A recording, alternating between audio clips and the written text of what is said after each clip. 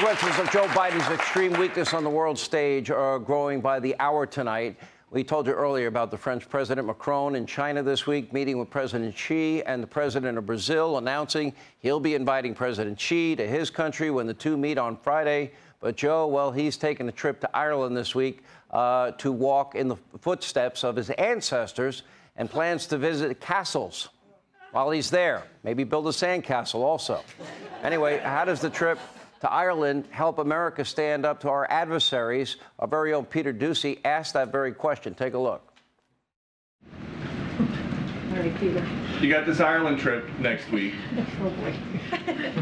How does The dramatics. How does a Biden trip to Ireland help counter China or end the war in Ukraine? So let me just say a couple of things. The president is certainly looking forward to taking this trip to Northern Ireland and also the UK.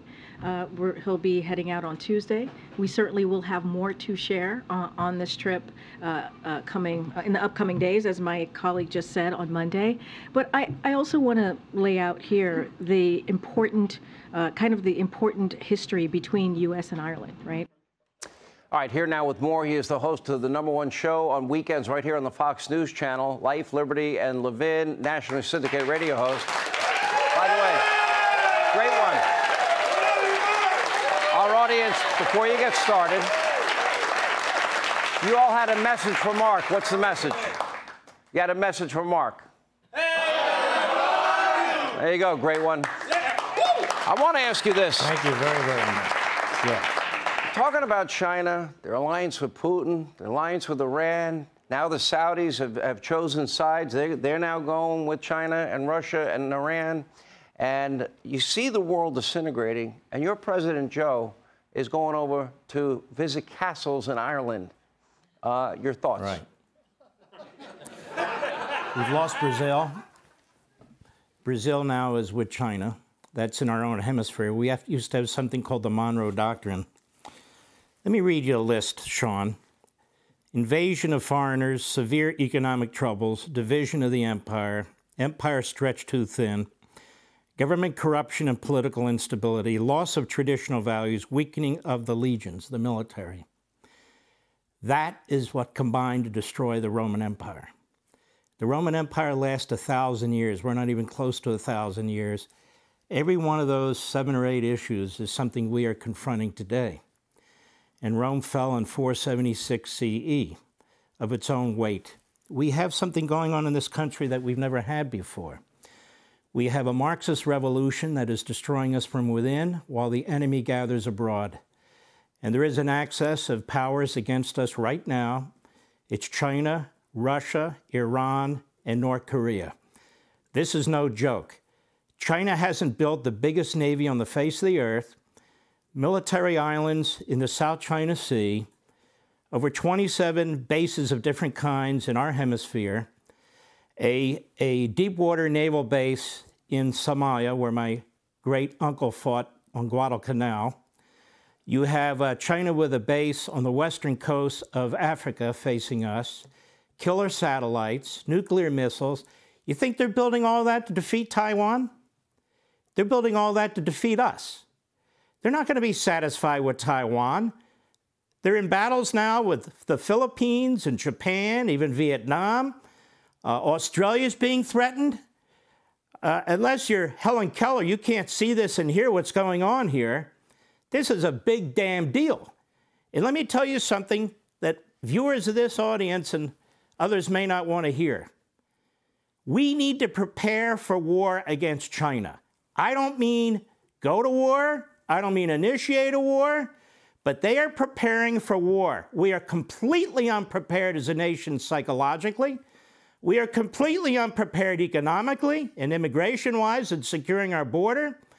Our military is not prepared in the sense that they're pushing this woke ideology. Our military budgets do not reflect the threats that we are facing in the world around us.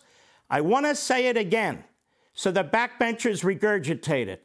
We must prepare for war against China, not because we want war, not because we're going to cause war, but because they want war. They've only communicated it 10,000 different ways, whether it's violating our airspace, navigable waters, threatening our ships, threatening our country, threatening our people. What else can they do short of attacking? They're not going to be satisfied with Taiwan. This is a big damn deal. And we don't have the military brass in the Pentagon to deal with this, the Secretary of Defense or Secretary of State.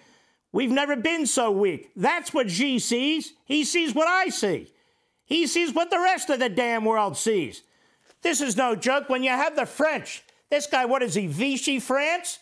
This guy stabs us in the back, Macron. Lafayette, remember Lafayette? He helped us during the Revolutionary War. He defied the monarchy. He joined Washington.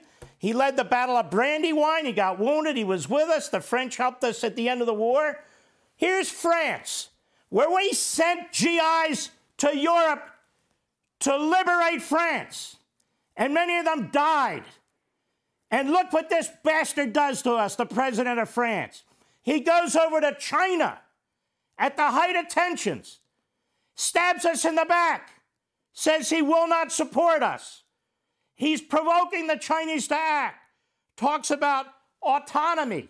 You can stick your autonomy, France, as far as I'm concerned. Joe Biden gets elected, putatively anyway. He's Mr. Diplomacy, tells the world we're back. Mr. Globalist, Mr. Experience. Let me tell you something. He's dragging this country into depression. He's dragging this country into war, not because of what the isolationists say, but because of the opposite. We're not acting like a confident, strong country. And so people are disrespecting us. He keeps calling Xi. We don't know what he's telling him, but I can imagine what he's telling him. What do they keep saying? We don't want conflict. We want competition. Stop calling Xi, because you're demonstrating to him how damn weak you are. We, the people, deserve a better leader than this and a better government than this. But this is what we put up with. It's absolutely unbelievable. That's it. I'm done.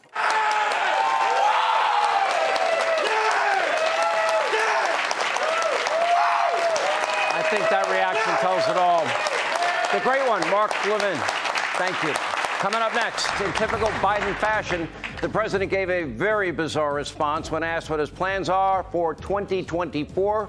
We're going to play that tape. Kayleigh McEnany, Jimmy Failure, they will join us next as we continue.